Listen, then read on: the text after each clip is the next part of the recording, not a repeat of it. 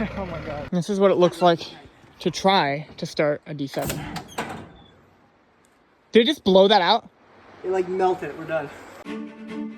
There's still at least $40 million in gold buried right beneath my feet. That's a lot, dude. And I'm gambling my entire life savings and everything I've worked for just to find it. But if I can't make it work, I could lose everything. I'm Daniel Kramer, and this is my family. It's so cool. We just bought an abandoned gold mine. Deep in one of the most remote parts of California. It's been mined by our family for 4 generations. Now it's our turn. We're gonna find some gold today. That's a piece of gold. Okay. I've never mined before. Whoa, there's a bat. Look at that. But I'm a geophysicist. You could do a 3D rendering of kind of where the gravel is. With science, my family, and a little luck, Oh shoot. we're going to find the gold and finish the story. That right there got a lot of is color. gold.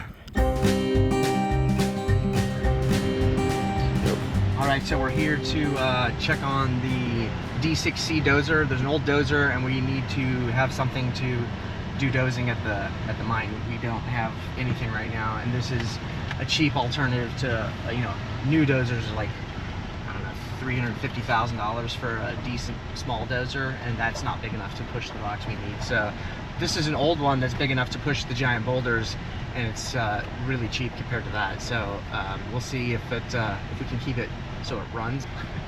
We're gonna learn a lot on this one. So since the original mining permits were issued in 1931, my family has been crossing the river to get to the gold. And in 1981, my grandpa got a federal land patent, which protects and maintains the right to a low-water river crossing. He built full road systems across the river and around the entire mine site, but over the last 50 years, it has fallen into disrepair. So in order to maintain the previous access to the other half of our property, we need to clean up those roads and reopen the river crossing so we can get vehicles and equipment across. So far, we've just been doing it with a boat, but as you can see, that's a little bit sketchy. But now, the water level has dropped, and it's time to knock out those boulders. So we need to get a dozer, go through the river, and rebuild all the roads. It'll be a big step to reopening the mine and finding that 15,000 ounces of gold. But until we can get some real gold, I'm on a tight budget. So fingers crossed, I hope this works. I don't know a lot about where this came from. I know that her husband, the owner was the husband of this lady named Tawny, and he died maybe in the last year, so she doesn't need it, and it's just sitting here. And she put it on Facebook, and I think she's had a couple people look at it, but probably like a year ago, these were going for 25,000, 30,000 easily. Like they were just worth a lot more, and the market's changed, and now they're just not as valuable. I don't know why exactly. Maybe it's because of COVID and there was not enough equipment to go around. But I would think because of the tariffs that are going on right now, that anything that's already here is a better option than buying something that's super expensive. That adds a big cost on a tractor like this. So 15,000 in cash, 3,000 check, total 18,000. And you can tell like this has been worked on. Like these have been welded back on. Like each one of these was worn down almost, so it's gone. You know, so then they did that to weld it back on. Is that going to be as strong as it should be? Probably not. Like, these are probably worn down. So, you know, they're worn, so like these would normally be a little bit wider. They're not totally a point yet, but you know, that's the kind of stuff that goes out. And then if you need to replace that, that's going to be very expensive at this point. It's not easy to fix any of this. It's heavy.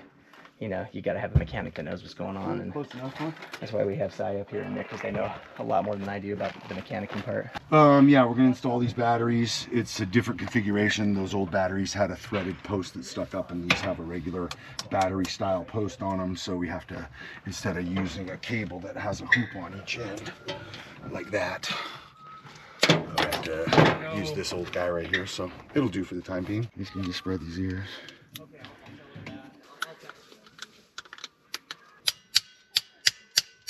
There's a filter in the neck of this so that when you fill it with fluid, it filters the fluid going in, because most of the time you're in a super dirty environment. It gets clogged really easy. Most people just tear them right out of there and count on the fluid being clean going in. But it's kind of nice to see it in there, you know. Yeah, so you go back, but then these ones should be brakes. Yeah, this one's loose. This one's not really, and you notice that set. Yeah, I felt that. Yeah, so that might be the one. Go ahead.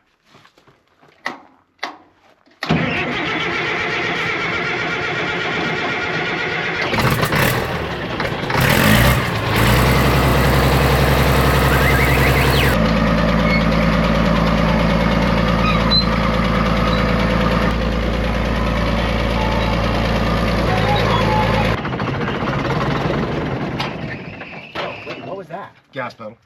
Oh, that's Yeah. actually. Foot gas pedal. So that probably operates in conjunction with this. Yeah. See how somebody's rested on that forever and ever. So you don't have to even use this. Maybe. So you don't have to. Yeah, use this it. sets it like a general area, and then you can Yeah, probably and this fine-tune looks that, like yeah. some sort of safety switch because I can feel it like Yeah. connected to it. Oh yeah. Okay. Yeah. This I'm sure needs service. Yeah, that's what it is. Huh? That's the bread. That's where the brake. That's the bread and butter, baby, Yeah. too, right Yeah. there. That's it. That I'm sure needs service. Yep. These guys on the other side are nice and wet around all the bearing carriers, like they're full of grease. These are not. They're pretty dry. So see this side, you see how they're wet around Yeah. the seals? They've got grease in them. But there must be a way to service those. Yeah, this is good. I mean, happy enough that it. Yeah, it'll go across a river or up this other side and do some dozing. I think. I don't know enough about how much power it's gonna have to push the things I want to push. I think it's gonna be plenty of power, but only testing it out is gonna really tell. So. That's the plan. I think we should just go and hit it hard, like get it over there and just see what it can do. And if it doesn't work on the stuff that we want to do, then we know right away that it's not the right piece of equipment and we can haul it away and get a different one. You don't know until you test it. And then we have a couple operators that are coming up that know how to totally operate, so they can take a look. And they're gonna know right away, like, okay, yeah, it works. They've probably driven a lot of this stuff actually. And then the check I have to write still. The Leatherman. Okay, so there's that. That's yours now then. She said, I counted out like 15,000 in cash. And then she was like, it's 1,500. Is it 1,500? I'm like, no, that's 15,000. So hopefully when she takes the check and the cash there to her daughter, it's the same amount. That would be bad, right?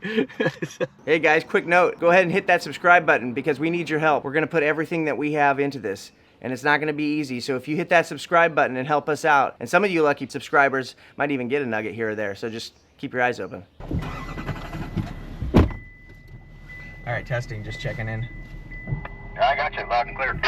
All right, nice, thank you.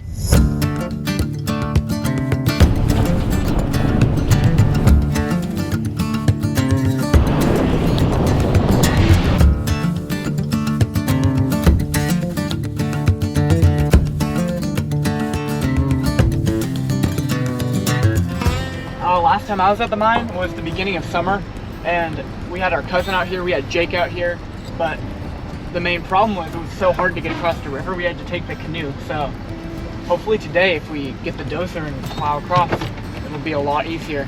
Just drive the truck through, it'll make it game on.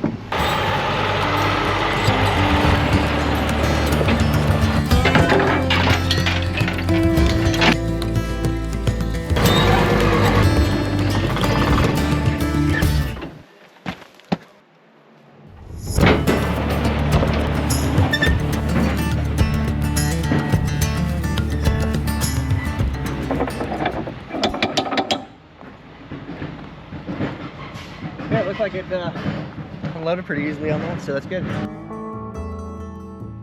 So today we've got Mark Beck and his son Brett. They're badasses, they're good friends, and Mark is just a complete expert on dozers. If anyone can get this old rust bucket just to go through here and clear a path so we can use our road again, it's him. That's not good. Yeah. Means the right brake should not do that. It should feel like that It one. needs to tension up. Correct. Will it hold? Will it turn to the right? Apparently it's just you have to have your leg further forward, but it still runs. Right. Well, see what happens when you start running out of when it hits. Yeah, it's just, You got no more brake. that's the best So you you got. got to release the power and then step on the brake. You'll get a little bit of a turn if you're pushing with the blade down and you release the power. It'll still power up this side, Yeah. so it will turn. But so if it doesn't really want to turn, you can put that corner in the ground and you can force it Which to is turn. not ideal though, obviously. But if you got to get out of a spot, you can.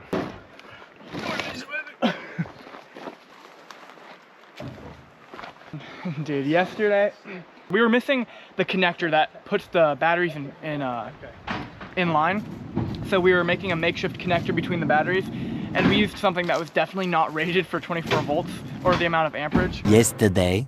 This is what it looks like to try to start a D7. Did it just blow that out? like melting it. We're done. So we were just taking this old scrap piece, which obviously is all cut up, and looky, here's where it actually sparked and broke into pieces. And we just put it onto the battery lead, clamped it with this, and thought it would work. I don't know why we thought that. It was not a good idea. But now we have the correct stuff. This is the correct one. It's all bolted down, and hopefully it's gonna work now. Are we just going for it right now? Well, those lines don't really. Everybody stand back.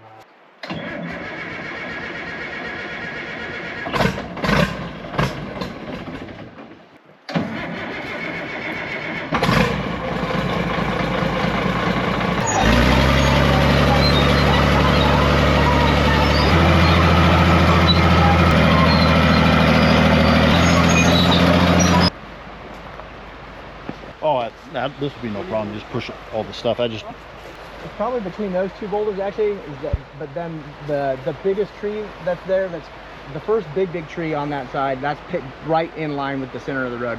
So if that was gone, it would go right up that. The hardest part is because you don't want to break down out there. You don't want to break down out there, yeah. That's it. And that thing's not pristine. Right, totally. That's it. You'll probably have to go get another dozer and pull it out. I'm gonna come down through here and I'm gonna push that way. Yeah. And then we'll take the skid steer and we'll make a little landing here, yeah, so we can get across here. Everybody clear? Right up there.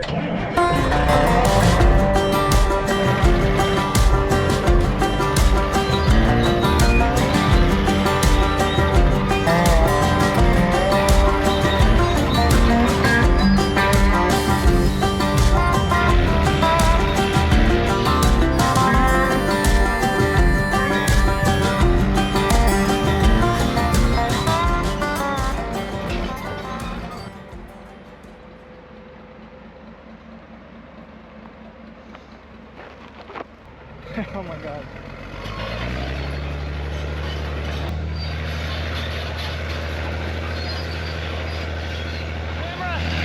This camera does not do justice for how loud this is. I mean, this machine is so loud that when I'm recording, I have this ear plugged and I'm doing that, so I don't have to hear it because it is so loud. You start to lose some hearing. About those seeds that I forgot about. Yeah. They fill those blades full of shot. Yeah. Backing up, it's all it can do to make it up that. Yeah. Barely. Yeah, okay. That's what They don't back up well because they're so front heavy, because the blades are full of. Okay, I was wondering Guys, about fill the them power full of. stuff. So it's easy to push it up, but not the other way around. Pushing downhill's great. Yeah. It's backing up with all that weight in that blade. But pushing, if you were the other way going up, would it be easier than the backing up? Yes. Yeah. But there's no place you turn around without getting in the creek. I think we should just go for it with the little one, and if we have to tie something around it, just pull it. You want to drive it? I can. You should drive, yeah. That thing without brakes on one side is a little sketchy. Yeah. One thing if you're like over there like pushing some boulders back and forth over and over. Those things are made for flat pushing Yeah. heavy stuff, not for intricate work. Totally.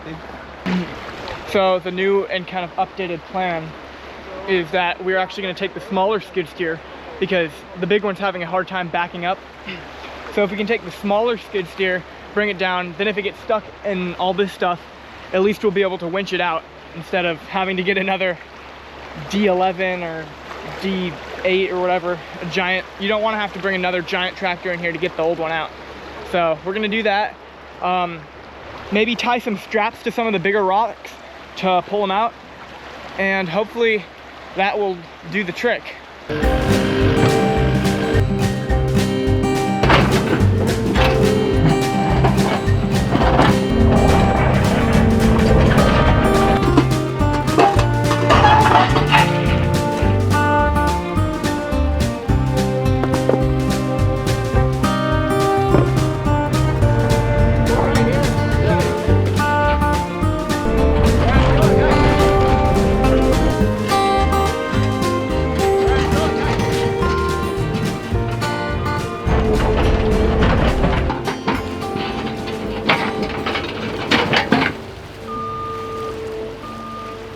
Basically, we can pick up the stones and we can put sand and gravel from in the river. It's already washed, and it's all right here. This is everything we need just to make this work right.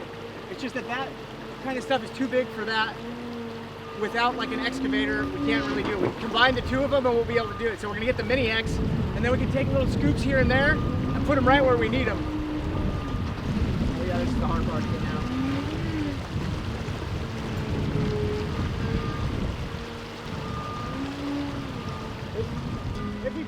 So unfortunately, it looks like our new $18,000 dozer won't make it through the river. Mark's worried that it'll get stuck, and then we'll need something even bigger to pull it back out. And the skid steer can't do it all on its own, so we're gonna need to bring in our mini excavator to try and move those boulders out of the way. So I guess it's back to the drawing board to finish that river crossing. But we still got some pay dirt, so let's hopefully cheer ourselves up by finding a little bit of gold. So I just got to get that last little couple buckets of gold of the refined material that we did with the little mini sluice, and we're just gonna pan that, and then when Dave Turin gets here. And we're in a bit of a pinch because we've arranged for Dave Turin from Gold Rush to come down and assess the mine site. So we got to get across that river soon so we can dig some good pay. So this is the guy that's gonna shovel all the pay dirt, right? Yep. We'll have a lot more material to use if we do some mining tomorrow, which will be great.